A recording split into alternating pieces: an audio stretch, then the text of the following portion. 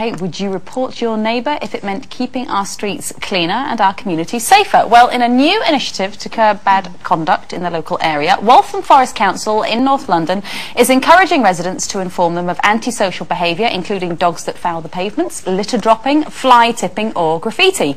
Anyone who shares information with the council which results in a prosecution will receive a cash reward of £500. Now, the idea is to encourage everyone to be a good citizen.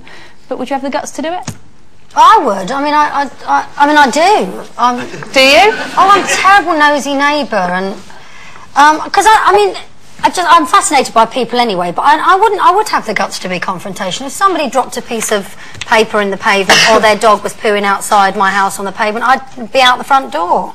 Would you, and have you sort of done that quite regularly? What? Run out in and out the front door? No, the confrontation part. You know, I have actually. I mean, and I've, you know, if I, for example, if I see, because it can be quite a risky thing to do. Yeah, I know. It's a foolish thing to do, and it's a part of my personality that I actually can't not be like it. You know, if I think something's wrong and someone's misbehaving or they're taking a liberty, I'll be in their face telling them about it. Right. I saw a couple arguing in the street, and I was in the car with Paul, and I saw this man really having a go at this woman, and I thought, oh, don't get involved like people do, and I just thought, I can't not do anything about it. And Paul was like, you know, I legged it out the car, ran over to this couple, and I went, don't talk to her like that. and they had a baby in the buggy, and I said, if you've got a problem with her, go and sort it out somewhere else. You're upsetting the child. Like that. And he sort of, and she said, you don't know what he's like, and then we ended up having a sort of three-way conversation. I mean, I think it's very admirable, and in essence, I would do it myself. But you know, you can end up being smacked in the face, or indeed, you know, abused, as has happened to me many times.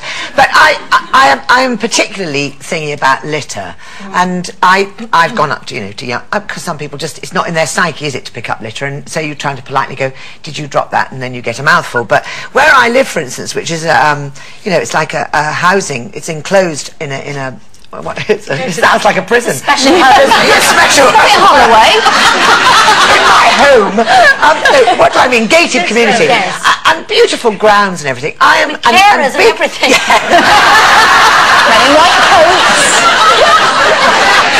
Big bins, you know, to take your litter down, and people are incapable of taking their plastic bag and putting it in the big bin. They just drop it down there. And what I would tend to do is clear up round them, much to Mr. Spain's horror. I will go around with my plastic bag, picking things up, hoping people will get the message. If I was really pushed, though, I think what the council are asking, it would be great to have somewhere to ring and complain, maybe, if you were pushed to the limit. It's like the noise thing, but would they come straight out? I mean, what, it's going to be like 3 weeks later? I think if you're going to use money, you're only encouraging the wrong end of the... If people are awful enough to do litter and fly tip and all the rest of it, offering them money or offering people money is just going to encourage bad behaviour. I think. And also it undermines the argument. If somebody's doing something wrong and you report them for it, or you confront them about it, they're going to say you're only doing it because you want the money. Exactly, that would be their mentality, rather than saying, no, actually, we really like to live in a clean space. Exactly. Well, what the council are saying, Waltham Forest Council are saying, and they're calling it the conviction reward scheme, they said it's not a snooper's charter, but if Mrs Jones looks out her window, sees a white van with the doors open and men dumping a sofa on the street, we want her to write down the number plate and tell us. The message is we want our streets to be clean. Which I don't like the money side of it. That bothers me as well. But I mean, the intent is good, but my question would be, from a practical point of view, you know, you're lucky if the police will come out if you get your car stolen. Yeah. Are they going to come out and knock on, you know, number 10's door because he's dropped a sweetie wrapper? Yeah, exactly. What we have to get back is community. I mean, I take my hat off to the council for trying something, because it might encourage somebody to ring up. All we want is people to ring up, because it's like you said, nobody dare do it now because you're frightened getting your window knocked through, aren't you? Yeah. And I think we have to get community back in our country. We have to. I'm very lucky I live in Wakefield and I know all my neighbours. But saying that, everybody thinks I live in this idyllic country, and I do live in Wakefield, but I make sure to be a good neighbour is also, you know, is as important. As important. You know, don't live and let live, I think, but keep your eye out for the people who are around you. I think curtain twitchers are good news. I do. Yeah, they are. It's just neighbourhood watch, isn't it? Even down in Northampton, where Ed lives, because you know, I go down and stay with him quite a lot, and they've got great neighbours there. And I actually, thanks Jim for my lettuce, because he's put one up on my fence this morning. Thank you. But, He loves it. He was just chucking his rubbish out.